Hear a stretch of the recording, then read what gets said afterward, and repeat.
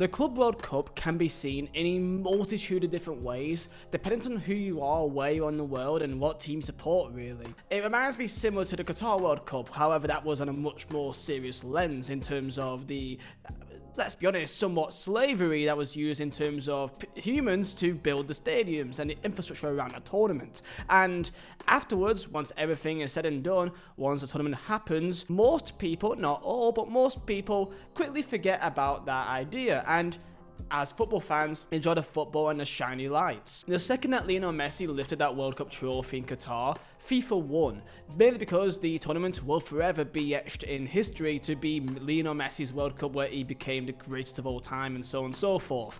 And people would more focus on that and talk about that and remember it for that than for all the controversies that went around it, how it was bought out in the first place, the human rights records and the ill practices around that entire tournament. However, the Club World Cup here is nowhere near as serious as that. It comes down to a few ranging factors, but mostly is not as serious, which is the main one being purely greed. Other ones being such as the nature of the event in terms of how you qualify for it, is it really fair? And the other side of it, mainly for European teams, is about how these players are kind of being used and being pushed beyond their limits for the sake of, well, money. While just playing a full season with 50-60 games at high competitive level to now go play in America in incredibly hot and humid conditions in the summer when you would ideally have a rest. Now, the title of the video may be strange here because I am conflicted, because on one side I get it.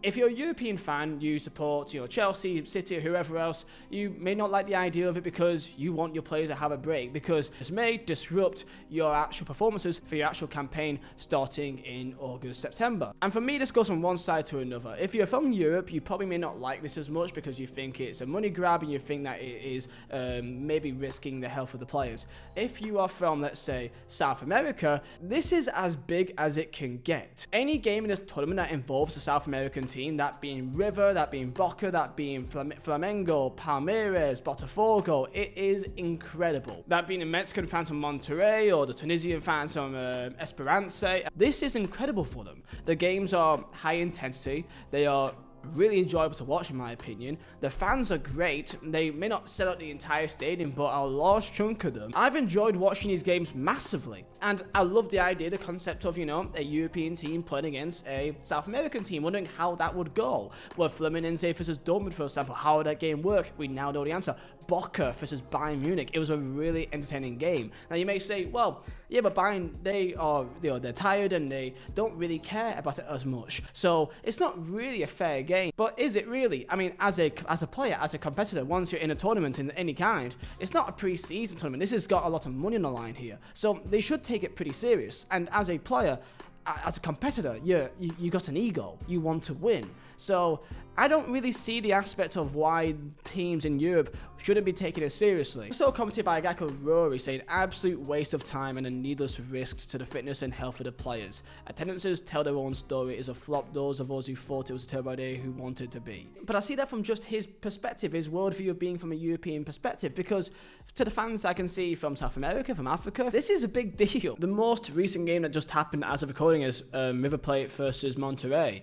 Look at the attendance and the vibe and the atmosphere in that game and tell me that no one cares about this. So I'm trying to not be naive, I'm trying to not be arrogant here and see from purely a European perspective, because clearly I can't say that no one cares about it, because look, these people clearly do. So comment below your thoughts. Has your opinion changed on the Club World Cup? And I do think there is definitely something here that can be worked. Like, comment, subscribe, and Vizeh designs for the best football prints, all made by myself. Link down below, top description. Use code Vizeh for 15% off all items. So let's look at attendances here. So the average for most games here is 35,000 people per game, which is a decent average to have. Of course, that can range drastically. 35,000 people sounds like a lot of people. The majority of most Premier League stadiums are full capacity. The issue is, because it's in America and these stadiums are huge, it looks even worse. For example, on average, these stadiums are 55% full. So even though it may be 35,000 people in attendance,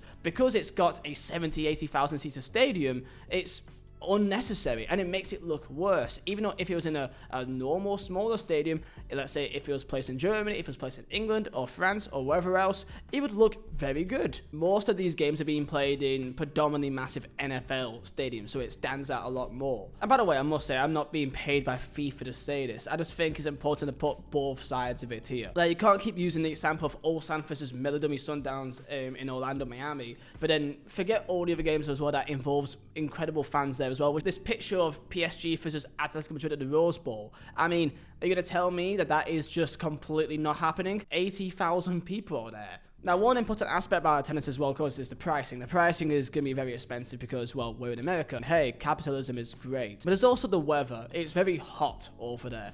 I played in America last year for the TST tournament. I played for Burnley Football Club. I played in North Carolina, and kind of medium south of the country. It was hot. Like, even though it was hot, also on paper, the humidity there is another level. Trying to play football in this heat is ridiculous. Genuinely, that is one important factor to keep in mind here. This will be where the next World Cup is being held in just a year time. Quoted by Marcus Loriente saying, "Playing in this heat is impossible. The heat is terrible. My toes hurt, even my toenails. We are adapting to the heat of playing at these hours. No one in Europe is used to it." So the way I see it, if you see this tournament for just the South American teams, then you're having a great time, because this is a fantastic tournament for watching that. You're seeing Botafogo beat PSG 1-0. You're seeing Boca Juniors draw to Benfica 2-2 and almost get a result against Bayern Munich. Flamengo, of course, beating Chelsea 3-1. And people may say, well, the European teams are kind of just waiting for the first big challenge in the knockout rounds, and that's when they would actually take it seriously. But I'm looking at Chelsea here when he lost 3-1 to Flamengo, and I'm looking at this, and Chelsea played a pretty strong team.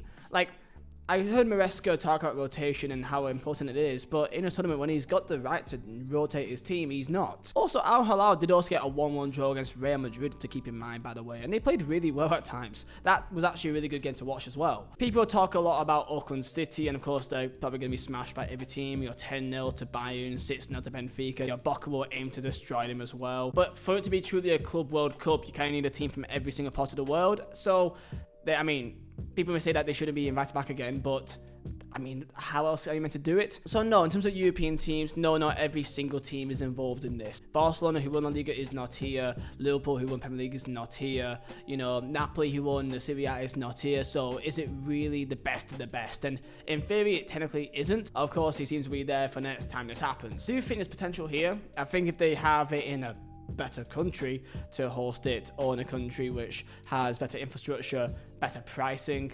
So if this is being held in Germany, could be held in England. I don't want to just name European, but of course that has probably the best football infrastructure there. This is a massive deal to Asia, Oceania, South America, you know, African nations as well. So this is a big deal. This is a big deal to all of them, and European teams that may not take this too seriously. Like, in some ways, this tournament can suck in a way. Like, I watched the Pachuca versus RB Salzburg game. Like, that wasn't really that exciting. You know, all Sanford Sundowns, everyone knows that. Basically, any team that involves the MLS team, so Seattle Sounders, not really bringing any fans. LAFC, not bringing any fans too, but that was quite short notice for them. Because Inter Miami has big fans, but are they really there for Inter Miami, or they're there for Messi? Well, they're there for Messi. So I do like how this shows like the most passionate fans like in the world almost. Like, I like that concept of it. Like, you can see the difference of fans between South American fans and European fans. And dare I say, because of time difference, but this makes me really want to be involved and interested and even watch the Copa Libertadores, because this is insane. I don't know what South American team would I say that I'll support, because I may get shot in the face.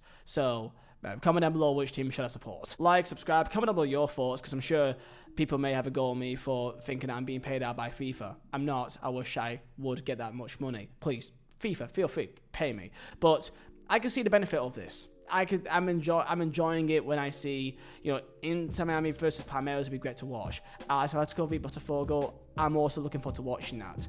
I want to see Boca qualify through. I want to see Flamengo qualify through as well. Inter v River Plate, that'd be a great game.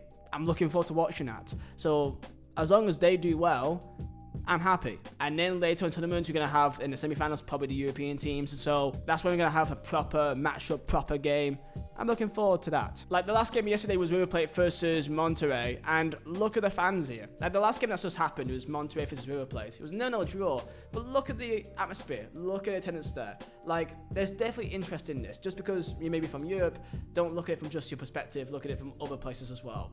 It's a big deal to them. So yeah, I think it's good, and this definitely does have a place. So comment below your thoughts. See you next time. See ya.